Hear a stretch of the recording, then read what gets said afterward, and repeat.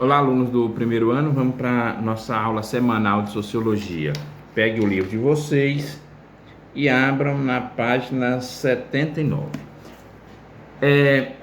Nós vamos iniciar aí, ou recapitular, na verdade, um conteúdo, tá?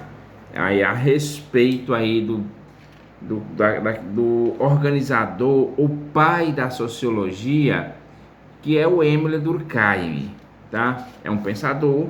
O pessoal da turma do ano passado, ele já tem um certo contato com o pensamento de Émile Durkheim, tá? E o pessoal novo vai ter talvez o primeiro contato com esse pensador. Ele é considerado, porque como a gente já falou nas aulas passadas e o ano passado, o pessoal, se recapitulando, a sociologia ela é uma ciência nova. Porque vocês podem perguntar, não se estudava a sociedade antes? Sim, se estudava, mas nós não tínhamos, tá? Nos séculos aí, por exemplo, século XVI, século XVII, nós não tínhamos uma ciência organizada que estude os fatos sociais, que estuda a sociedade. Então, ela é uma ciência, a sociologia é uma ciência relativamente nova, tá? É uma ciência relativamente nova e considerada aí como o pai da sociologia, ou seja, aquele primeiro sociólogo, o Émile Durkheim, tá? Que ele viveu aí no século XVIII, início do século XIX. Ele nasceu em 1858 e morreu em 1917. Ele era francês, tá? Era um francês que é considerado o pai da sociologia. No entanto, só voltando um pouquinho bem na página 78, no capítulo 5, diz assim, o apito da fábrica. Ou seja, todo livro de vocês, se vocês perceberam, ele é baseado no filme Tempos Modernos. Então, o pessoal que já está iniciando aí no primeiro ano, é muito importante. Eu acho que vocês encontram esse filme hoje diretamente no YouTube, né? É com o Charlie Chaplin, onde é o chamado Tempos Modernos. Ou seja, é um filme onde Chaplin faz uma crítica à forma como o mundo do trabalho está se organizando e também como essa organização ela vai tomando todo o espaço da vida da pessoa. A pessoa, na verdade, passa a ser confundido com o seu próprio trabalho. Então, nesse filme, Tempos Modernos, Chaplin faz uma crítica a essa organização, faz uma crítica como essa sociedade está sendo organizada, essa sociedade do trabalho. Por isso, esse é um apito da fábrica. Por quê? Porque quando diz um apito da fábrica, está dizendo o seguinte, que as coisas vão funcionar com horário, com rígido, com o relógio. O relógio ele sai do bolso e passa para o pulso, ou seja, para a pessoa ficar se policiando, tá? Então, as pessoas passam a ter horário para tudo. As pessoas se transformam em máquina, as pessoas se automatizam.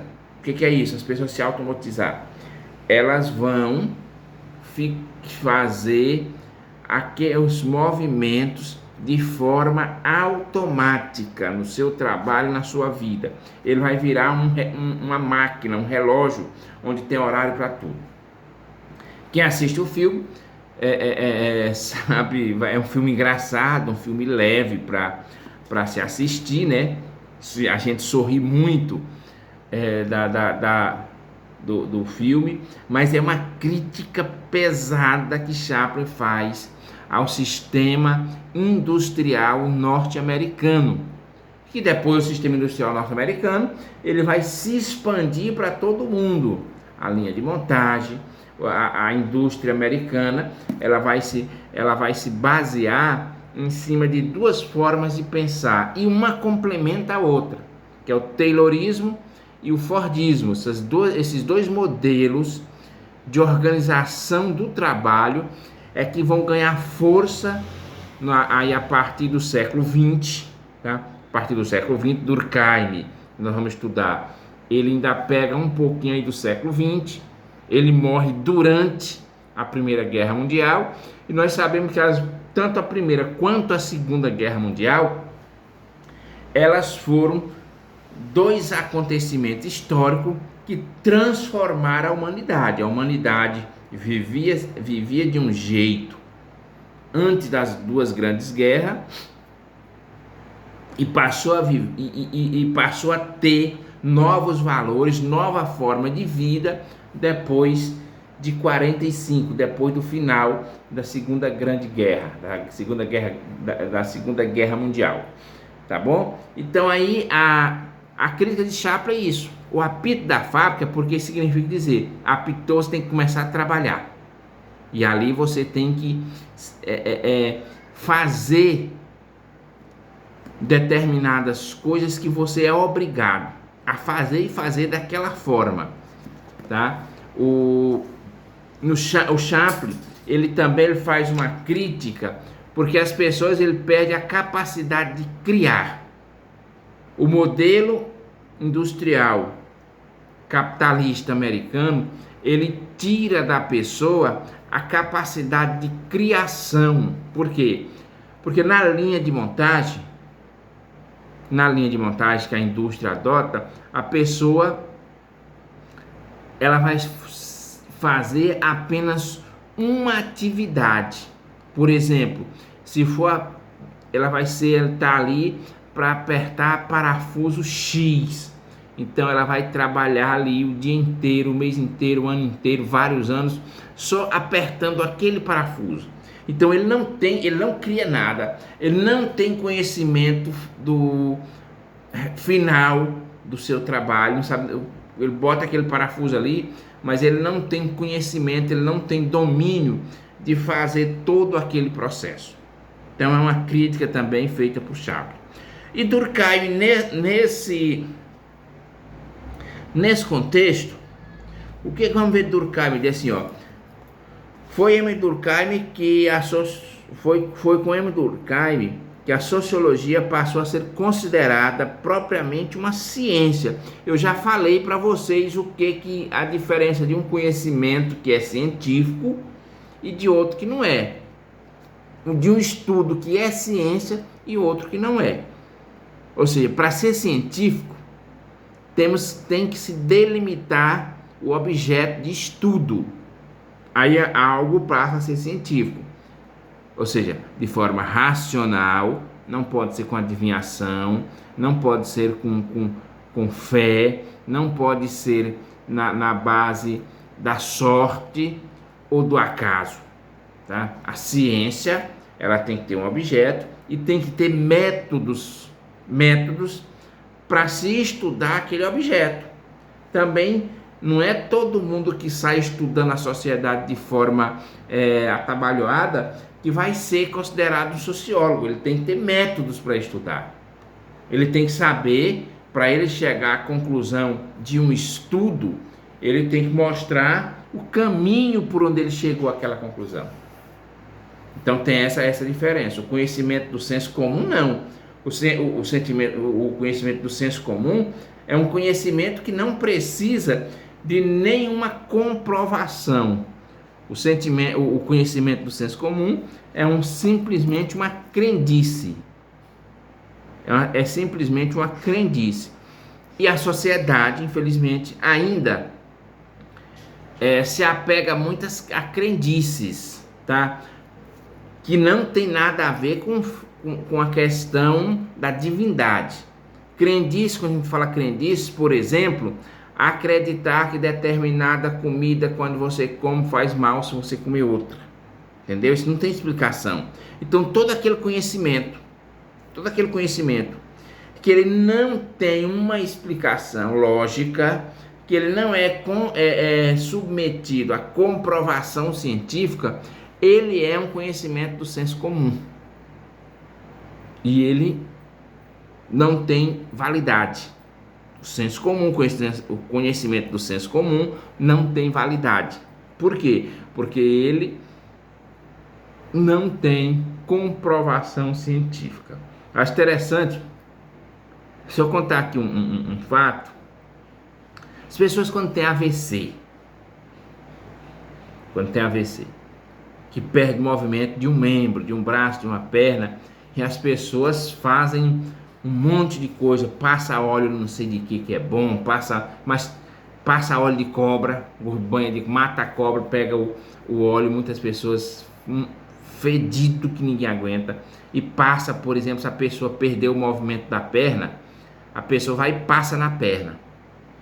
Ou seja, não vai ter nenhum efeito, aquilo ali não tem nenhuma comprovação. Primeiro que o problema não é na perna, perdeu-se o movimento da perna, mas por uma lesão no cérebro.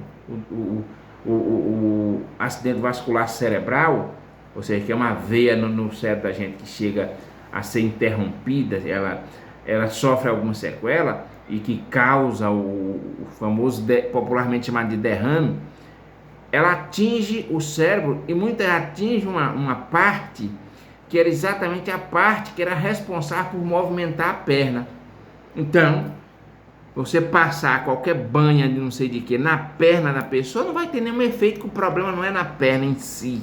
A perna está paralisada porque o seu comando foi atingido. O seu comando foi danificado, que é no cérebro. Entenderam? Então, senso comum é isso. Passa isso que é bom. Não, não é bom. Não tem nenhuma comprovação. Entendeu? Então, isso é o senso comum. Então, a sociologia, para ela passar a ser ciência, ela teve que adotar métodos, tá? Método de observação. Então lá, diz assim, ó. Então, o objeto específico da sociologia é a sociedade, e mais especificamente os fatos sociais. Ela estuda a sociedade observando os fatos sociais. Quem é primeiro que organiza isso? Durkheim. Por isso que Durkheim é considerado o pai da sociologia. Durkheim escreveu obra dedicada ao tema do trabalho, intitulada A Divisão do Trabalho. A Divisão do Trabalho Social, desculpe, no ano de 1893. E com ele que começaremos a exercitar nossa imaginação sociológica. Se Durkheim assistisse o filme que Chaplin dirigiu, o que teria a nos dizer sobre a sociedade que produziu aquela fábrica? Tá? Então, assim, porque eu já falei, para você entender esse filme de Chaplin, já falei mais ou menos no enredo, tá? É um filme onde o principal personagem também é o Chaplin, ou seja, ele era diretor e protagonista do filme, onde ele vai trabalhar nessa fábrica que tem horário para tudo. Ele não podia, como era numa linha de montagem, a linha de montagem é o seguinte, pessoal, é tipo uma esteira rolante que você vê na cidade grande, todo mundo já foi, tipo uma esteira rolante, ela vai passando aqui na frente, e ali você tem que fazer a sua função enquanto está ali na sua frente. Por exemplo, o parafuso você tem que apertar, está na sua frente, então você tem que apertar esse parafuso para que o próximo aqui, o seu colega de trabalho que tem aqui, faça a função dele. Só que o Chaplin fazia uma bagunça, ou seja, ele fazia uma crítica, né? E a crítica bem humorada. Então, o que aconteceu? Só que aquela fábrica, o que estava acontecendo? Ela estava produzindo seres humanos incapazes de pensar. E aqui eu digo para vocês do primeiro ano, olha, tem a história do novo ensino médio, tá? É preocupante. O ensino médio precisava ser reformado? Precisava. Havia necessidade de mudança? Sim. Mas você não pode. Algo que já é ruim, algo que já é defasado, você não pode piorar. O novo ensino médio hoje é mais ou menos, talvez se Chaplin tivesse vivo e ele fosse um aluno, fazer um filme de um aluno, ele faria essa mesma crítica, ou seja, um novo ensino médio que vai levar os alunos a não pensar. É um novo ensino médio que prepara vocês para ser o quê? Um bom motorista, um bom eletricista, um bom pizzaiolo, um porteiro, trabalhos braçais. Ou no máximo, um técnico de ensino médio. Por que fazem isso? Por que fizeram isso? Olha, que a gente tem que trabalhar com os fatos. Trabalhar com os fatos. O Brasil é aí numa direção de inclusão social através, como nós falamos na aula passada, de cotas raciais, através de programas de afirmação social, onde dava acesso, por exemplo, às pessoas carentes a várias formas de entrar na faculdade, você facilitava a entrada, ou seja, um aluno pobre ele tinha que ter tinha no mínimo aí 3 oportunidades de entrar na faculdade. Ele tinha, primeiramente, através do SISU, ele entrar numa faculdade pública, tá? Ele entra na faculdade pública. Como era que funcionava? Você fazia e você ia concorrer podia colocar fazer para qualquer faculdade do Brasil. Você não conseguindo o ingresso na faculdade pública através do SISU, isso tudo você fazia uma prova do Enem, né? Uma prova nacional, para aí você depois ter acesso a esses mecanismos para você entrar na faculdade. Se você não conseguisse entrar através do SISU na faculdade pública, você ainda tinha oportunidade, utilizando-se a nota do Enem, você entrar pelo ProUni. O que era o ProUni? O ProUni é ainda lógico que um programa hoje onde, infelizmente, é muito difícil um aluno conseguir a bolsa integral. Por exemplo, o aluno que faz um curso de direito na faculdade, no mínimo, ele custa R$2.000. Só que para um pobre ganhar 50% não significa nada, porque ele não vai ter R$1.000 mais alimentação, mais aluguel, mais esse tanto de outras despesas para ele estudar. Então foi cada vez mais o Brasil nessa direção. E houve uma mudança dessa direção. E o que aconteceu? Houve a dificultação, vamos usar esse termo, né? Dificultar, tá? O ingresso do aluno da escola pública, principalmente, a uma faculdade para fazer um nível superior. Então, o que resta para esse aluno? O que restou para esse aluno é um consolo, tá? Dele substituir o pai dele no serviço. Ele vai substituir seu pai. Como assim? Geralmente o filho, o aluno da escola pública, ele é filho de quem? Quem geralmente são os pais dele? Motorista de ônibus, motorista particular, motorista de modo geral, porteiro, empregada doméstica. No máximo, vamos imaginar assim, auxiliar de enfermagem, auxiliar de secretário, ou seja, pessoas de um poder aquisitivo baixo. Só que estava acontecendo no Brasil? Está acontecendo no Brasil que filho dessas pessoas, com essas várias formas de entrar na faculdade, o que acontecia? O filho do motorista, ele estava cursando uma faculdade, fazendo uma faculdade, um curso superior. Tá? E isso a nossa elite, ela de uma certa forma é uma, como diz Marlene Chauí, é uma elite burra. Por quê? Porque ela acha que a ascensão social vai tirar o posto que ela ocupa. A ascensão social vai fazer com que ela perda a questão do eu sou rico, eu sou isso ou aquilo. Então o que aconteceu? Essa própria elite, ela de uma certa forma força que o filho do motorista no futuro substitua seu pai como motorista, ou num serviço equivalente. Fala assim, substitui o pai, ou num serviço equivalente, não sendo médico, não sendo advogado, não sendo engenheiro, mas sim sendo alguém que vai fazer as funções dentro da sociedade, aquelas funções que tem um poder, uma remuneração baixa e que precisa apenas da pessoa ter braços e pernas para fazer. Ou seja, atrofia o desenvolvimento do país, porque se desenvolve um país é através da utilização de cérebro, tá? A utilização do cérebro e não dos braços.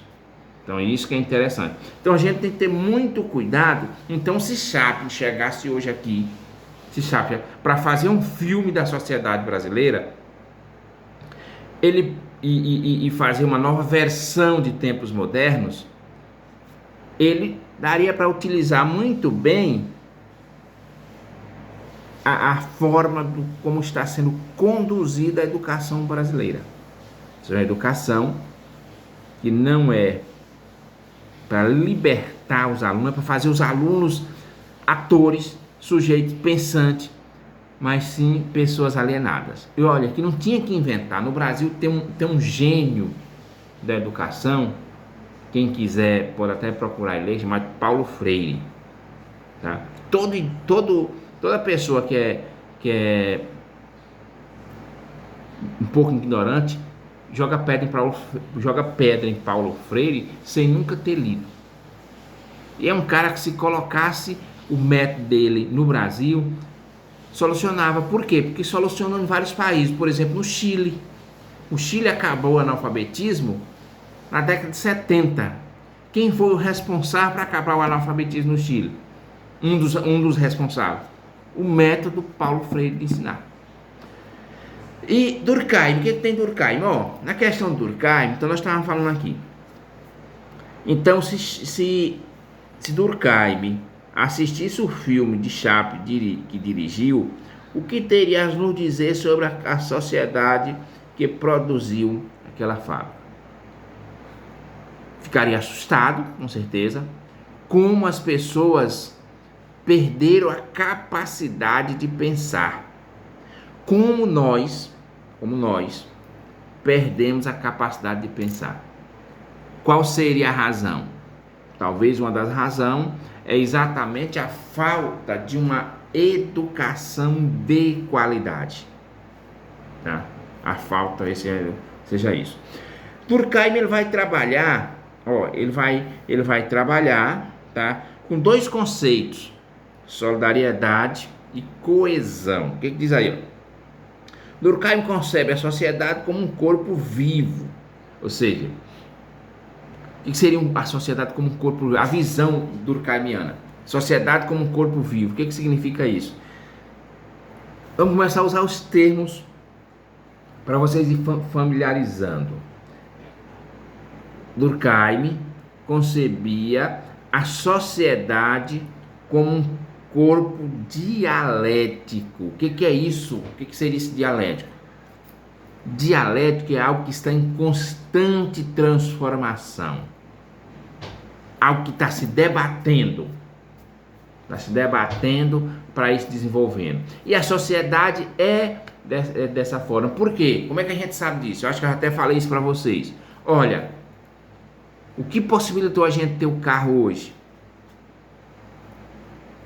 O primeiro passo foi inventar a roda. Daí veio o desenvolvimento, a descoberta do motor a combustão, depois veio a questão de descoberta do petróleo, as tecnologias. Então você vê que não foi alguém que tirou da cabeça e de uma vez só fez o carro. Foi um processo dialético, um processo que vai acontecendo com o tempo. Alguém fez lá a roda, descobriu a roda, viu que aquilo era bom para levar as coisas. Depois percebeu que podia utilizar animais para puxar a carroça. Depois, com a descoberta do motor, olha, vamos colocar o motor ali para fazer o motor fazer as rodas andar e andar bem mais rápido e veloz para chegar mais rápido nos lugares. Isso tudo foi um processo dialético. Não é algo que saiu da cabeça de um gênio de uma vez só, não, é uma produção da humanidade. As coisas que nós temos hoje é uma produção da humanidade. O que possibilitou, por exemplo, a gente está chegando hoje em você através das aulas via internet. Não foi alguém do nada que descobriu a internet. Não foi alguém do nada que descobriu o vídeo para mandar para vocês. Foi várias invenções. Uma das mais importantes para isso, a fotografia. Vocês sabem que qualquer vídeo, esse vídeo quando chega para vocês, ele é bilhões de fotos, uma sequência na outra. Lógico que hoje já deixou de ser analógica, que era uma tecnologia que era utilizada antes, e hoje é digital.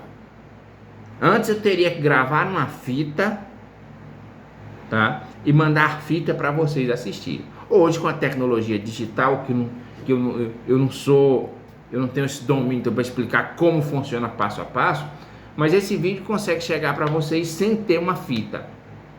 Aí já entra outra invenção, o rádio, a invenção, a descoberta da onda de rádio, para chegar até a internet, chegar até a invenção da internet, essa interligação de todos os computadores do mundo através da rede mundial de computadores, que recebe o nome de internet. Então tudo isso não foi uma invenção do nada, não foi uma invenção do nada, foi uma invenção dialética. Por isso Durkheim chama a sociedade de organismo vivo, porque ela está em constante transformação. Continuando, cada instituição, cada indivíduo cumpre papéis determinados e existe em função do todo. A liga que se une, ou seja, ele vai falar dessa questão dessa liga. Ou seja, a sociedade é um organismo, ou seja, além dela ser dialética, dela ser viva, ela tem essa liga, essa ligação. Ou seja, ela vai ter uma interdependência entre os indivíduos. A sociedade de Kurimatá, cada um de nós vai ter uma função. Cada pessoa vai ter uma função, cada instituição vai ter sua função dentro dessa sociedade. Então são várias organizações, vários indivíduos que faz com que esse organismo, ou seja, organismo, já diz o nome, vem de organização, tá? Vivo, porque é dialético, é de transformação, faz com que ele funcione. Se uma dessas instituições, se um desses indivíduos, se as pessoas pararem de cumprir suas funções, a sociedade para. Na sociedade mais simples e mais homogênea, há uma integração equilibrada entre as partes, porque eles diferem muito pouco entre si. As tarefas são divididas por gênero, por exemplo, homens caçam, mulheres plantam e colhem, ou por idade. Então, vocês veem, já são sociedades, uma sociedade complexa como a brasileira. Então, aí já tem outras formas de se organizar. A questão da divisão do trabalho. Então, tudo está relacionado à questão da divisão do trabalho. Então, as funções. Ou seja, numa sociedade, numa tribo de índio que tem lá 150 indivíduos, é muito simples. Os homens caçam e as mulheres plantam. Pronto.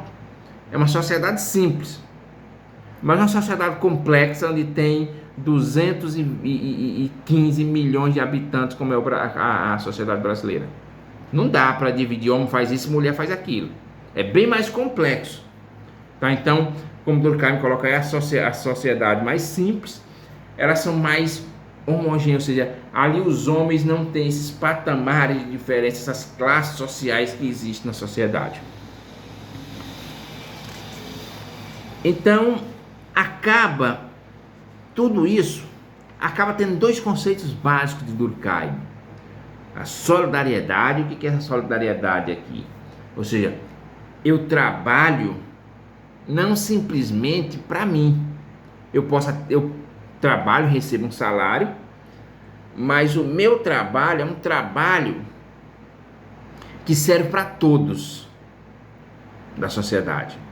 Não é um trabalho que serve para mim, mas para todos. O trabalho do gari também é um trabalho que serve para toda a sociedade.